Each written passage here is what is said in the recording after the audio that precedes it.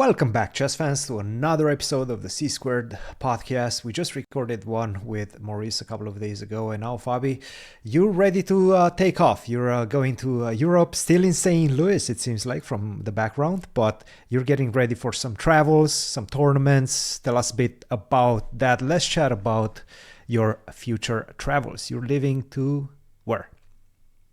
Yeah, I'll stop over in Spain for a bit and then I'll go to Norway. So that's the next event.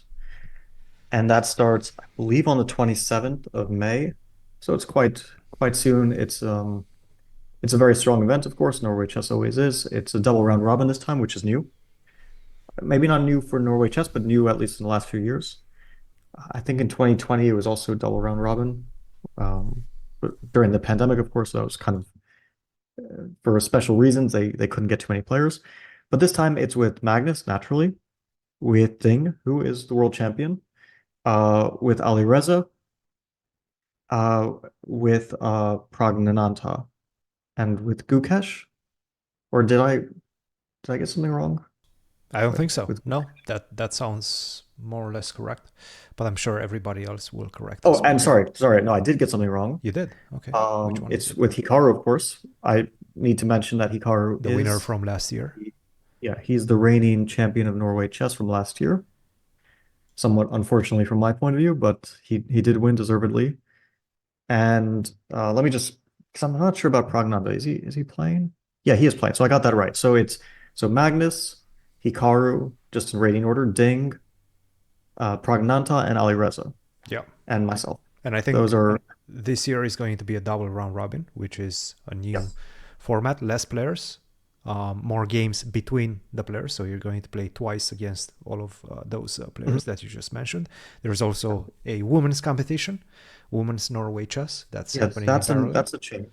That's a new That's change. So women's tournament is with Humpy Kaneru, Lei Ting J. I'm just looking at the list now. I didn't memorize this. Ju Wenjun, who is the world champion, Anna Muzichuk, Vaishali Ramesh Babu, and Pia Kremlin, who is by far the oldest player in the competition, but still quite high rated.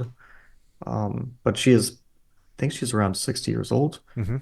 So it's remarkable that she can still still still compete. active, still active. Yeah, at the highest level. This is like similar to, let's say, Portnoy in terms of longevity and to be playing at the highest level at the age of 60 is quite amazing.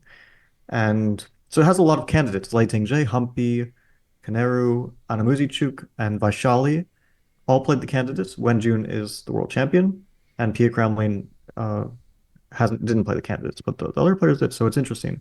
It's also a very strong tournament. Yeah, yeah, no, absolutely. And Pia actually has been quite active, not on social media necessarily, but due to the fact that her daughter is very well known, Anna Cromling, on YouTube and social media in general. She has been doing some commentary as well. So she's getting embedded into the ecosystem slowly but surely. So it's good to see Pia back, let's say, over chessboard, but also in other duties. Now, Norway Chess actually happens before Karen's Cup, so we're getting so many women's events, one after the other, in fact. Golden age, more or less, for being a chess professional, a woman's chess professional. You have so many new opportunities, which is cool. Great to see. So, yeah, no, very excited about that. Well, it's interesting about the prizes because for probably the first time in history, they have equal prizes in the open section and the women's in Norway chess, I mean, Mm-hmm. which is look, I understand that some people will be critical of this and some people will like it. It's to me, it's like I have no problem with more money in chess as long as it's not taking away money from other areas of chess. Then it's a discussion. But if it's just extra money, then I can only see it as a positive thing. But because the women's ratings are significantly lower, there will be some criticism of that. But yeah, more money in chess overall good. But yeah, as you mentioned, let's say if they win, if one of the players wins Norway chess among the women and then wins the Karen's Cup, and I think there's going to be some overlapping players who play both, they will make like 100 grand or so, something around that range between the Yep. two tournaments, Well, Karen's which Cup is, first place is 50,000. I don't know exactly how yeah, much Norway is, but I I know think it's Karen's Cup. more. I think it's more. Maybe it's like 60. Wow. Yeah. No, that's I could be off on that. that's a It could even be more. But yeah, it's like a very significant amount of money if you win both tournaments. So, uh, like as a woman chess player, if you're near the top, then you actually make a very or can make a very hefty living if your results are really high, if your results are really good. So a player like Wen Jun, who's playing World Championship match also with a decent prize one, can make like very good money. no, absolutely.